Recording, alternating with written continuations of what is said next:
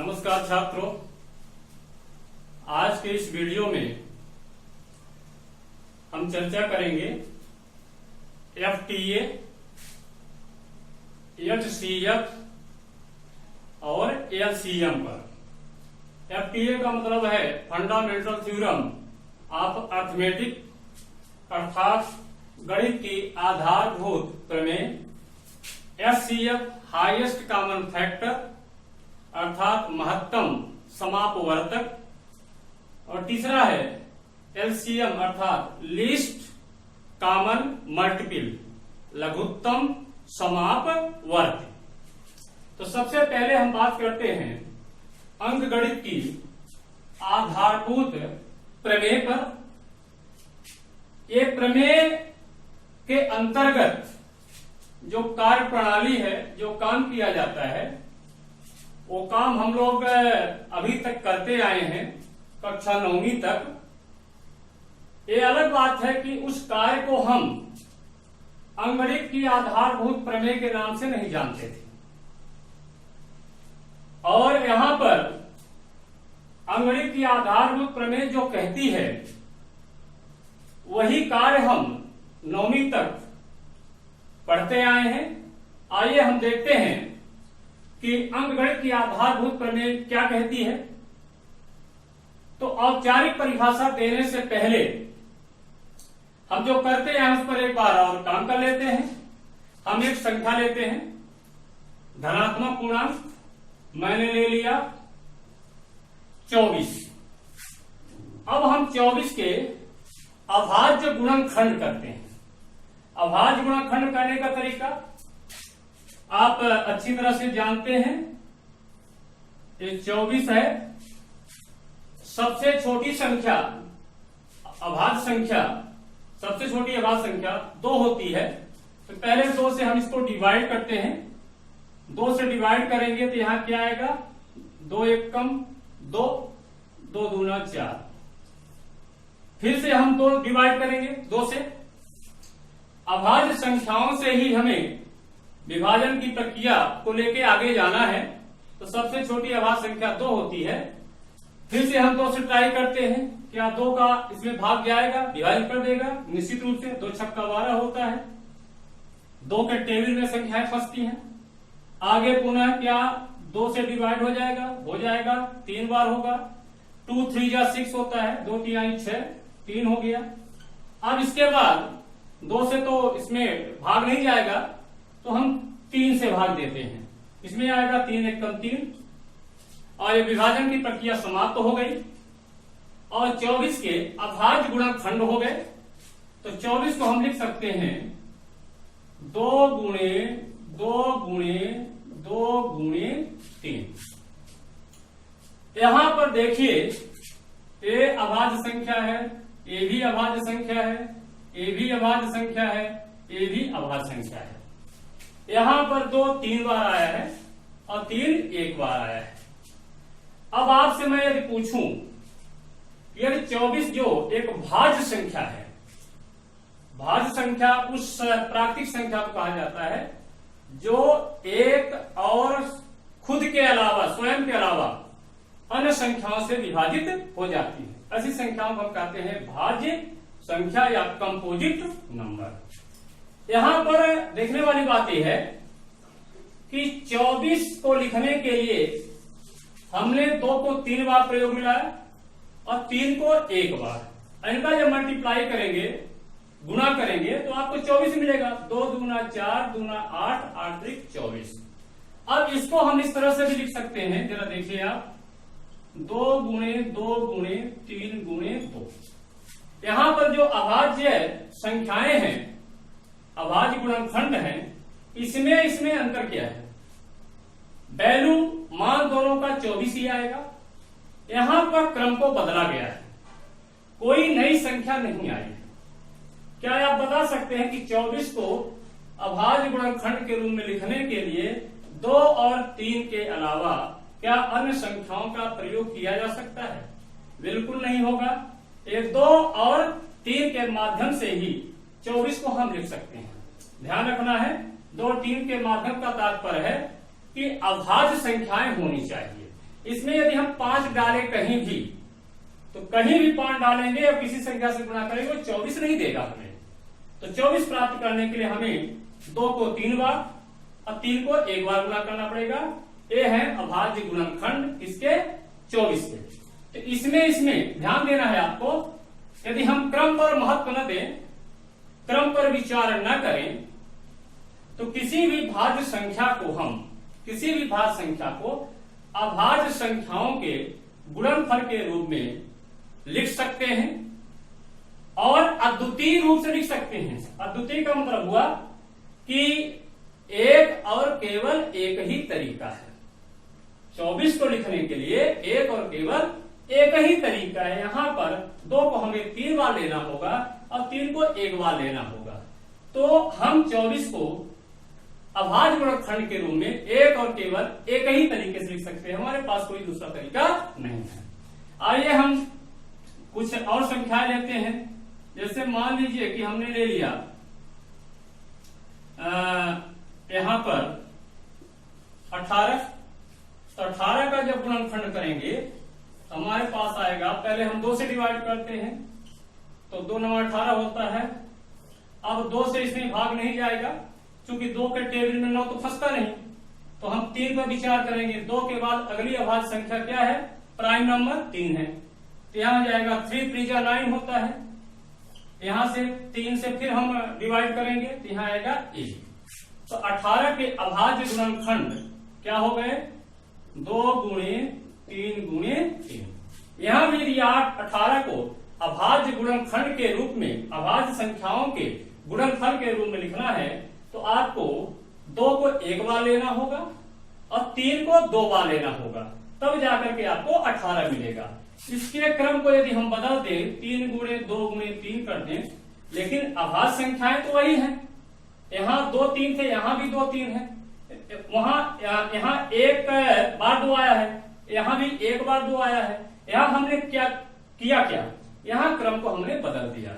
क्रम को बदलने से इसके मान में परिवर्तन नहीं हुआ।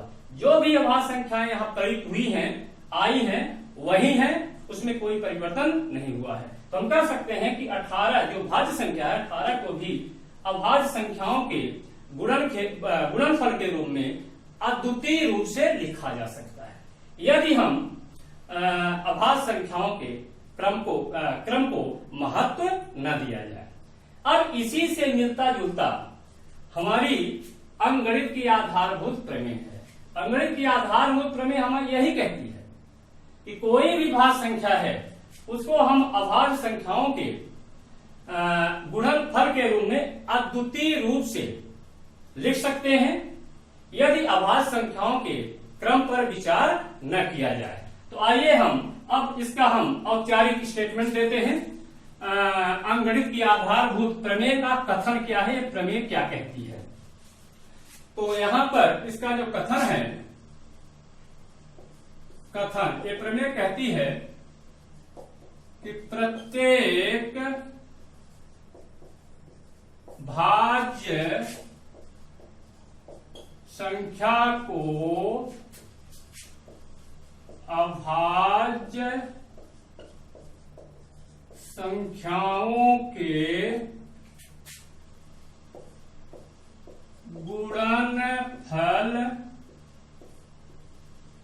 गुणनफल के रूप में अद्वितीय रूप से लिखा जा सकता है, यदि अभाज्य संख्याओं के क्रम, अभाज्य संख्याओं के क्रम पर विचार न किया जाए। ये अंकगणित की आधारभूत प्रमेय का एक कथन है। ये प्रमेय यही कहती है कि प्रत्येक भाज्य संख्या को अभाज्य संख्याओं के गुणनफल के रूप में अद्वितीय रूप से लिखा जा सकता है, निरूपित किया जा सकता है, व्यक्त किया जा सकता है। यहां पर किसी तरह से भी आप कर सकते हैं।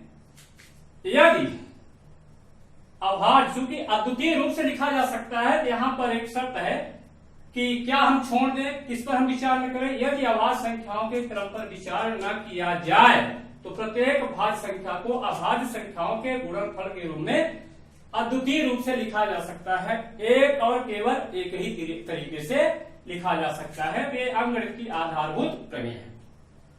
और मैं एक बार और एग्जांपल ले लेता हूं। जैसे कि आपने लिया था, कोई भी संख्या ले लीजिए आप, 21 है, इसका जब गुणनखंड करेंगे तो आएगा आपका 3 गुणे 7, 7 21 होता है। ये भी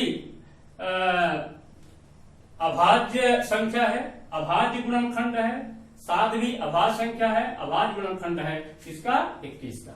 यहां पर ध्यान रखना है, भाज्य संख्या, अभाज्य संख्याओं, फिर गुणनफल, फिर अद्वितीय रूप से, और यहां पर दिया हुआ है क्रम पर विचार न किया जाए। यह शब्द महत्वपूर्ण है, आपको इस प्रमेय को समझना है। भाज्य संख्या, अगर आप प्रत्येक भाज्य संख्या, जैसा कि मैंने बताया, भाज्य संख्या वे प्राकृतिक संख्याएं होती हैं जो एक और स्वयं के अलावा अन्य संख्याओं से विभाजित हो जाती हैं। अभाज्य संख्याएं आप जानते हैं, अभाज्य संख्या वे प्राकृतिक संख्याएं होती हैं जो एक और स्वयं के अलावा किसी दूसरी संख्या से विभाजित नहीं होती हैं। अद्वितीय रूप का मतलब है कि जब हम अभाज्य संख्याओं के गुणनफल के रूप में हम लिखते हैं तो अद्वितीय रूप का मतलब है कि अभाज्य संख्याओं के गुणनफल के रूप में लिखने का तरीका एक और केवल एक है, और भी हमारे पास तरीके नहीं है। जैसे 21 को हम 3 गुणे 7 लिख सकते हैं, 2 गुणे 7 तो होगा नहीं, 5 गुणे 7 तो होगा नहीं। इसमें सिर्फ 21 का अभाज्य गुणनखंड करना है तो 3 और 7 ही आएगा। इसका मतलब है ये अद्वितीय रूप से निरूपण होगा। यहाँ पर शर्त है कि अभाज्य संख्याओं के क्रम पर विचार न किया जाए। तो यहाँ पर यदि हम इसको 7 गुणे 3, लेकिन हमारे जो मीनिंग है, जो मेरा अर्थ है प्रमेय का, वो प्रभावित नहीं हो रहा है। वो प्रमेय ही कह रही है कि यदि आप क्रम पर महत्व न दें, क्रम पर विचार न करें, तो 21 को लिखने का एक और केवल एक ही तरीका है कि उसे आप 7 और 3 अभाज्य संख्याओं के गुणनफल के रूप में लिख सकते हैं। 7 और 3 के अलावा किन्हीं अन्य अभाज्य संख्या का प्रयोग करके आप 21 को प्राप्त नहीं कर सकते। इसी प्रकार से एक और लेते हैं, जैसे मान लीजिए कुछ भी ले लीजिए, 36 है, ये आएगा 2 गुणे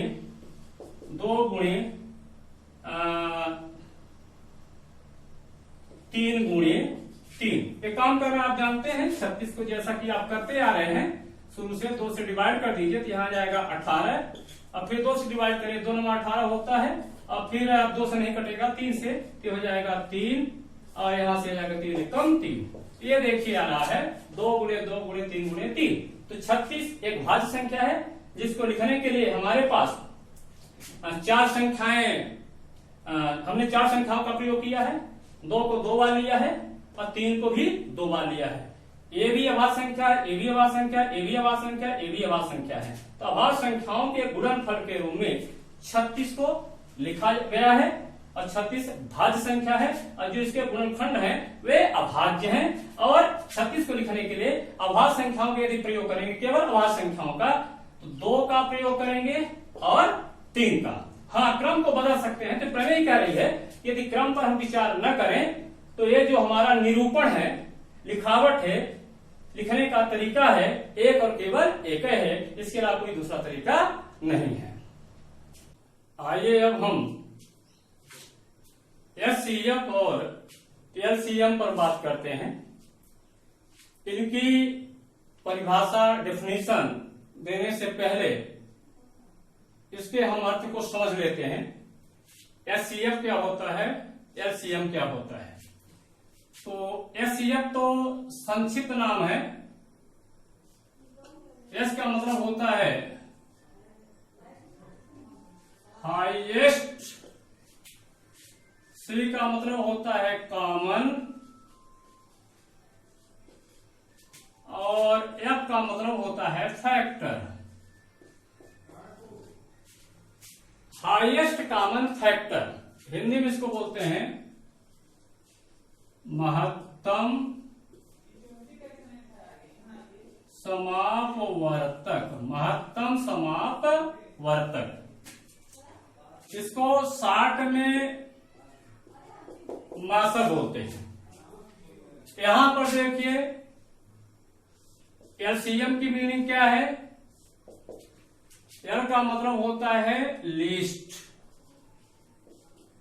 सी का मतलब कॉमन, और एम का मतलब होता है मल्टीपल, लीस्ट कॉमन मल्टीपल। इसको हिंदी में बोलते हैं लघुत्तम समापवर्त। अब यहां हमें समझना होगा समापवर्तक। यहां समापवर्तक को हम तोड़ देते हैं समधन अपवर्तक। अपवर्तक का मतलब होता है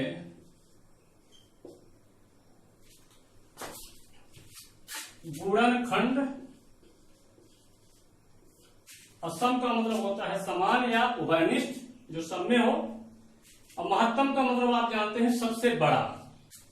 यहां पर लघुत्तम समापवर्तक को शार्ट में हम लोग लसा कहते हैं, और यहां पर भी इसकी मीनिंग होती है समधन अपवर्त्य। अपवर्त का मतलब होता है गुणज, गुणज। टेबल जैसे पढ़ते हैं, 3 के गुणज कौन कौन होंगे? 3, 6, 9, 12, 15, 18, इस तरह से। अब यहां पर हम सबसे पहले, ये तो एचसीएफ और एलसीएम जो शार्ट में हमारे सामने है, उसकी मीनिंग क्या होती है, पूरा नाम क्या है, तो मैंने आपको बताया। एचसीएफ का मतलब होता है हाईएस्ट कॉमन फैक्टर। इसको हम जीसीएफ भी बोलते हैं, ग्रेटेस्ट कॉमन फैक्टर। हिंदी में कहते हैं महत्तम समापवर्तक। और यहां पर होता है एलसीएम का मतलब होता है लीस्ट कॉमन मल्टीपल। लघुत्तम समापवर्त्य, समधन अपवर्त। अपवर्त का मतलब होता है गुणज, और गुणनखंड का मतलब तो आप जानते हैं। सबसे पहले हम एचसीएफ की बात करते हैं। तो एचसीएफ की बात करने के लिए यहां पर हम 2 संख्याएं ले रहे हैं। एक हमारे पास है 18, और तो ये बताएं 18 के कौन कौन से गुणनखंड होंगे। हम अभाज्य गुणनखंड की बात नहीं कर रहे हैं, भिन्न संख्याओं की बात कर रहे हैं जो 18 को पूर्णतः विभाजित कर दे, पूर्णतः विभाजित। तो कौन कौन होगा? 1, 2, 2 9 18, 3, 3 6 18, 6 3 18, 9 2 18, और 18 कम 18। यहां पर हम 24 की बात करें तो 24 के कौन कौन से गुणनखंड होंगे? ध्यान रखिएगा, 18 के ये सब भाजक हैं, अपूर्ण भाजक हैं। 18 को पूरी तरह से विभाजित कर देते हैं। 1 2 3 6 9 18, इतनी संख्याओं से यह विभाजित हो जाएगा। 24 किन संख्या में विभाजित होगा? 1 से, 2 से, 3 से, 4 से, 6 से, 8 त्रिक 24, 12 दूना 24, और खुद 24 से। ये 2 संख्याएं मैंने लिया है, 18 और 24। 18 के मैंने गुणनखंड कौन कौन होंगे मैंने निकाल लिया है। 18 गुणनखंड होंगे 1 2 3 6 9 18। 24 के गुणनखंड है, गुणनखंड 1 2 3 4 6 8 12 और 24। अब यहां हमें देखना क्या है? यहां देखिए आप, 2 का भाग 18 में चला जाता है, अर्थात 2 18 को विभाजित कर देता है, तो 2 24 को भी विभाजित कर देता है। 3 भी 18 को विभाजित कर देता है तो 3 24 को भी विभाजित कर देता है। 4 24 को विभाजित करता है लेकिन 18 को विभाजित नहीं करता है। हमें उन संख्याओं पर विचार करना है जो 18 को भी विभाजित करे और 24 को भी विभाजित करे। तो 4 जो है 24 को विभाजित तो करता है लेकिन 18 को विभाजित नहीं करता। इधर 6 24 को विभाजित कर रहा है और यहां पर 6 18 को भी विभाजित कर रहा है। आगे 9 18 को विभाजित करेगा लेकिन 24 को नहीं करेगा। 8 24 को करेगा लेकिन 18 को नहीं करेगा। आगे आप देख सकते हैं कोई ऐसी संख्या नहीं है जो दोनों को विभाजित करे। आइए 18 और 24 को विभाजित करने वाली कौन कौन संख्या है। यहां पर मैंने एक को छोड़ दिया है, एक तो प्रत्येक संख्या को विभाजित करती है तो यहां पर एक भी ले लीजिए। चलिए एक को भी, एक 24 को विभाजित करती है और 18 को भी।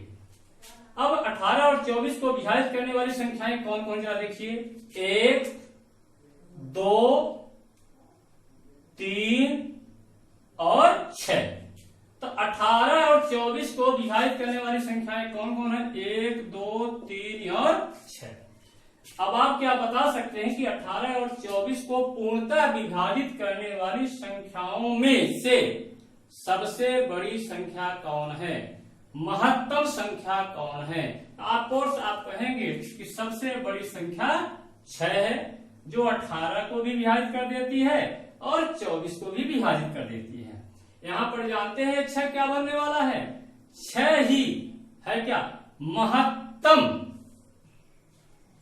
सम अपवर्तक, समापवर्तक। अपवर्तक मतलब गुणनखंड। तो 6 गुणनखंड है, 18 का भी 24 का है, लेकिन ये जो गुणनखंड है ये महत्तम गुणनखंड है क्योंकि इससे बड़ा कोई गुणनखंड नहीं है जो कि कामन हो। कामन माने उभयनिष्ठ, जो दोनों का हो। तो 18 और 24 का जो उभयनिष्ठ गुणनखंड है वो है 6 और 6 ही क्या है, महत्तम है, सबसे बड़ी संख्या है। अर्थात 6 सबसे बड़ी संख्या है 18 और 24 को पूर्णतः विभाजित करने वाली। इसीलिए 6 को हम कहते हैं महत्तम समापवर्तक, महत्तम सम अपवर्तक यानी सम गुणनखंड, या इसको ऐसे भी कर सकते हैं महत्तम उभयनिष्ठ गुणनखंड। किसका, 18 और 24 का। तो संख्याओं का जो महत्तम समापवर्तक होता है वह सबसे बड़ी संख्या होती है जो दी गई संख्याओं को पूर्णतः विभाजित करती है। तो यहां पर हम औपचारिक परिभाषा दे सकते हैं एचसीएफ की। तो यहां पर हम कह सकते हैं एचसीएफ क्या होता है। यहां पर मैं डिफाइन कर रहा हूं एचसीएफ यानी महत्तम समापवर्तक। तो महत्तम समापवर्तक की हम परिभाषा दे रहे हैं। 2 या हो सकता है 2 से अधिक भी संख्याएं हों, 3 संख्याओं का भी महत्तम समापवर्तक होता है, 4 का भी होता है, 5 का भी होता है। 2 या 2 से अधिक संख्याओं का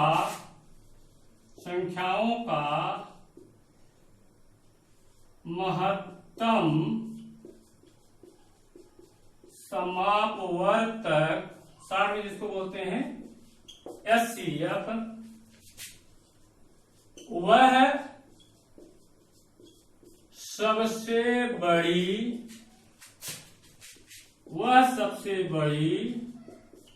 संख्या होती है। वह सबसे बड़ी संख्या होती है, या ऐसा भी लिख सकते हैं वह बड़ी से बड़ी संख्या होती है जो दी गई संख्याओं को, ध्यान रखिएगा, पूर्णतः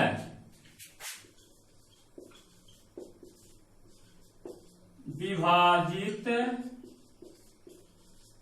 करती है। तो एक बार और रिपीट कर देता हूं।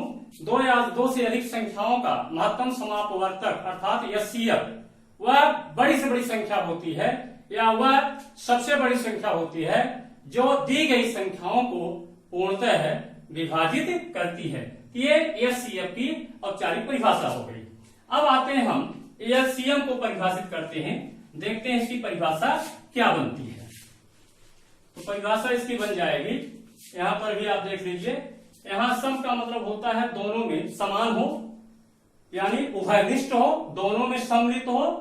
और लघुत्तम का मतलब होता है सबसे छोटा, यानी छोटा से छोटा। और अपवर्त का मतलब होता है गुणज, टेबल। अब यहां पर फिर से मैं ले रहा हूं एग्जांपल, 3 के टेबल पर बात करते हैं, 3 के पहाड़े की बात करते हैं, अर्थात 3 का गुणज। अपवर्त कौन कौन होंगे? तो 3 का जो अपवर्त होगा वो 3 का पहाड़ा पढ़िए, टेबल जो होती है वही अपवर्त होता है। 3 एकम 3, 3 दूना 6, 3 त्रिका 9, 3 चौक 12, 15, 18, 21, 24, 27, इस प्रकार से 3 के गुणज हुए, अपवर्त हुए, मल्टीपल। और इस प्रकार से यदि हम मान लीजिए कि हम 4 के लेते हैं, तो यहां पर और बड़ी संख्या, यहां तो 3 हमने लिया, यहां पर हम बड़ी संख्या ले लेते हैं, मान लीजिए यहां लेते हैं 5। तो 5 एकम 5, 5 के टेबल की बात करते हैं, 5 दूना 10, 5 तिहाई 15, 5 चौक 20, 5 25, 5 छक्का 30, 5 6 जा, और 5 7 जा 35, 5 8 जा 40। इस प्रकार से ये 5 के गुणज हो गए, 5 के मल्टीपल हो गए, या 5 के अपवर्ती हो गए। अब इनमें देखिए हम बात कर रहे हैं लघुत्तम समापवर्तक की। लघुत्तम यानी लीस्ट कॉमन मल्टीपल, उभयनिष्ठ गुणज। तो 3 का जरा देखिए, यहां पर ऐसी संख्या ढूंढिए जो 3 का भी गुणज हो और 5 का भी गुणज हो। तो 3 का गुणज और 5 का गुणज दोनों कहां पर मिलेंगे? जरा देखिए, यहां पर ये आ रहा है, ये यहां पर 3 का गुणज 3 पचे 15 और 5 का गुणज है 3 पचे 5 तिहाई 15। तो 15 एक ऐसी संख्या है जो 3 से भी विभाजित होती है और 5 से भी विभाजित होती है। आगे भी आपको देख लीजिए मिल रहे हैं कि नहीं मिल रहे हैं।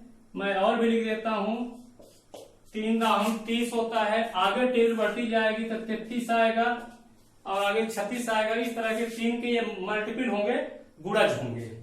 यहां पर और भी कोई संख्या है, 3 और 5 दोनों से विभाजित होने वाली, जरा देखिए, हाँ यहां है 30। 3 का भी गुणज है, अपवर्त्य है, और 5 का भी अपवर्त्य है। तो यहां पर 3 और 5 से विभाजित होने वाली संख्याएं क्या है? 15 और 30 आगे भी होंगी, लेकिन 3 और 5 से विभाजित होने वाली संख्याओं में से सबसे छोटी संख्या कौन सी है? 15 है। जो 15 है ये सबसे छोटी संख्या है जो 3 और 5 दोनों से विभाजित हो जाती है। यहां देखिए 30 से विभाजित हो रही है, लेकिन 15 से बड़ी है। आगे भी आपको मिलेंगे जो 3 से विभाजित हो जाएंगे। जैसे आपको अगला मिल जाएगा, जैसे 60 एग्जाम्पल के लिए, 60 3 से विभाजित हो जाएगा, 5 से भी विभाजित हो जाएगा। तो यहां पर 3 और 5 से विभाजित होने वाली जितनी भी संख्याएं आगे मिलेगी आपको, उनमें से सबसे छोटी कौन सी है? तो सबसे छोटी कौन सी है? 15। तो ये 15 ही हमारा होगा क्या? एलसीएम। तो एलसीएम बनेगा यहां पर किसका किसका? 3 और 5 का, ये बनेगा 15। तो ये एलसीएम हुआ क्या? लघुत्तम समापवर्त कहेंगे किससे? जरा देख लीजिए, यहां पर परिभाषा यहां पर अब आप बना सकते हैं कि 2 या 2 से अधिक, यहां पर हमने 2 संख्याएं लिया है, 2 से अधिक भी हो सकती हैं, 2 या 2 से अधिक संख्याओं का लघुत्तम समापवर्तक वह सबसे छोटी संख्या होती है, वह सबसे छोटी संख्या होती है जो दी गई संख्याओं से पूर्णतः विभाजित होती है। अब इसी को हम लिख देते हैं कि एलसीएम का मतलब क्या हुआ, उसकी परिभाषा क्या होती है? एलसीएम, जिसको हम 60 में हिंदी में लासा बोलते हैं, कह सकते हैं अतः 2 या 2 से दो या दो से अधिक संख्याओं का लघुत्तम समापवर्त्य यानी एलसीएम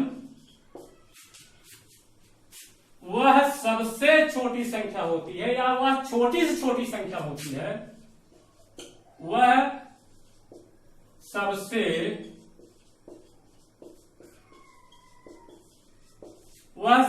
छोटी संख्या होती है